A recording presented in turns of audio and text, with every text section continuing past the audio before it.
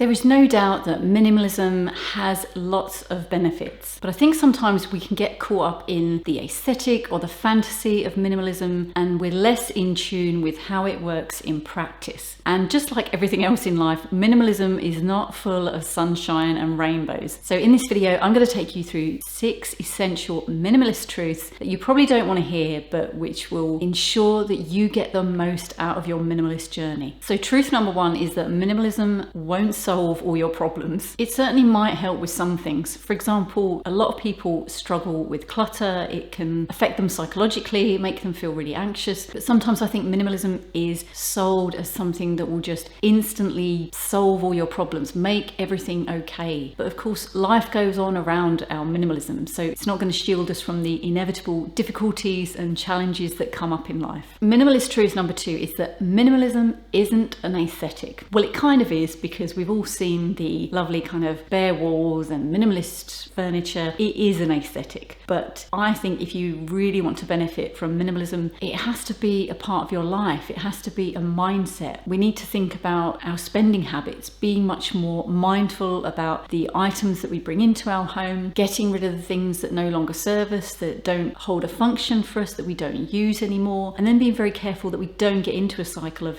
buying stuff, consuming stuff we don't need, being pulled into that societal or cultural expectation of consumption. It's enabled me to think about using my resources in a way that not only benefits me, but that will hopefully benefit other people. Essential truth number 3 is that minimalism is a lifelong endeavour. And the thing about that is that minimalism is hard work. Remember, we live in a culture and a society that is geared towards spending money, having bigger and better things, having flashier cars, bigger houses, expensive clothes. And minimalism is almost like the opposite of that, or it's really about stopping, taking a step back and not, forgive the pun, buying into all that. It can be really hard mentally to just keep thinking about that. But to me, the hard work is worth the effort, because I know the things I have are the things I truly want, and I'm not filling my home up with things that I no longer need. But it's very hard when we live in a society that's telling us that we should do that. And I think it is a worthwhile endeavour if we want to ensure that we're surrounded by things, by people, relationships that really matter to us, that we can use our time more intentionally on the things that are important to us and fulfill us in life. And hopefully so we can use our resources, and that doesn't have to be money, but it might be our things, or it might be our time and energy, onto people or causes that would really benefit from that. Essential truth number 4 is that no one values your items as much as you do. When I was decluttering, there are a lot of my items I'd spent a lot of money on, and I had to sell them, some of them quite a huge loss. But to be honest, at that point, I just wanted to get rid of them. I didn't want to have to try and sort them out when we were here. It taught me a painful lesson that when I bought these things, maybe I was too rash and hasty. So it was a good lesson for me to not rush in and purchase things just because I'm excited about getting them, but being much more mindful with how I spend my money. Essential truth number 5 is that minimalism is messy. For example, the decluttering process can be emotional. When we were doing our major declutter, there were some items that I found really easy to get rid of, bag them up, give them to charity, didn't bother me at all. And there were other items, sentimental, and some maybe not so sentimental, that it was really difficult for me to declutter. And weirdly, there are some things that I held on to when we moved that I absolutely at that time thought, I'm never getting rid of these, and now I do want to donate them. But because of what they are, they might be considered antique items. I want to make sure they go to a good home. So I found that interesting, that things that I thought I was going to be adamant about never decluttering, now my mind has changed about them. So minimalism can be messy in that way. There may be mistakes you make where you declutter certain things and then you end up buying those things back. In my opinion, we shouldn't be striving for any sort of perfection with minimalism. If we start putting that amount of pressure on ourselves, then it might be more likely that we give up pursuing minimalism altogether. Expect it to be messy, expect it to be emotional. That's okay, that's all part of it. Essential truth number 6 is that decluttering, although we love it, although we talk lots about it, it isn't the only aspect of minimalism. It's a good way to start your journey into minimalism, but I think sometimes we treat it as being minimalism as a whole. And that does minimalism a disservice, in my opinion, opinion, because there is so much we can learn from minimalism. But saying that, there are lots of things you can learn from the decluttering process that will help you with your minimalist journey. So if you want to find out some decluttering lessons that I learned when I decluttered my home and got rid of over 10 years worth of stuff, then click on the video that's on the screen. Thanks so much for watching, and I'll see you again soon.